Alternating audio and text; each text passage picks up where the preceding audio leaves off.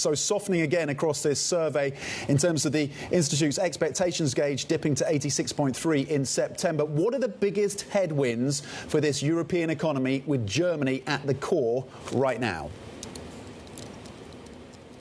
Well, I would say the key weakness is really manufacturing, which is so important for the German economy. We see with this weakness across the board, really, machinery, the chemical industry, electrical equipments, and the car industry.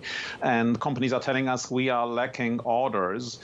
Now, on top of that, we have weaknesses in the service sector, especially in those parts of the service sector, unsurprisingly, that are related to industry, like logistics, engineering services, and so on. So the overall picture is bleak, really. The overall picture is bleak, and in prior conversations we've talked about the divergence between manufacturing and services, and as you say, they are now worryingly starting to align a little more. When do you expect are we getting to a point where a floor is being put under the slowdown in manufacturing, or is there further pressure to go there? And where are we in terms of the declines around services? Well, the trouble is that we are seeing a decline in investment in manufacturing. And as long as we see that, the worry is that the production potential of this industry is declining further, and as is production and value added. So it's not quite clear when we will be reaching the floor. Of course, partly these are external conditions, exports to China, and depending on the Chinese economy, that may improve in the future and may not.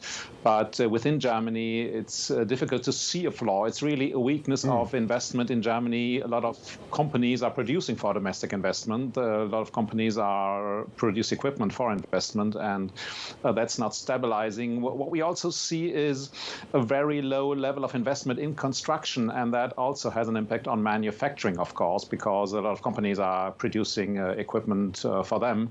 If construction stabilizes, that might help manufacturing too, but none of that is in sight at the moment. Is a recession in Germany now your base case? I think we cannot exclude that we'll end up with a negative growth number this year. A lot will depend on consumption. That could be a countervailing effect. But so far, we do see rising disposable incomes, but that doesn't translate into consumption. So the savings rate has increased, suggesting maybe that people are worried about the future. If that changes during the year, we might escape a recession. But in any case, the German economy will stagnate. And with these numbers coming in today, it might even be a minus. Does the ECB need to act more aggressively? Does an October cut, a third cut from the ECB in October, does that need to come through? And will that do anything to put a floor under this economy? Well, that would be a surprise. But with the data coming in today, the likelihood certainly increases that the ECB will change its mind and cut in October. Of course, the ECB looks at the Eurozone as a whole, and Germany, in a way, is a negative outlier. So what counts is the overall situation in the Eurozone. And for the ECB, it's a balancing act between relatively sticky inflation, especially in the service sector, and a weakening economy. But with today's data, we see in the data that companies are also expecting to cut prices in Germany, and that takes pressure off inflation. So all of that suggests that the case for interest rate cut has at least become stronger. We talk about the stimulus out of China. Could that prove a catalyst, a positive catalyst for Germany and the Eurozone in the months ahead?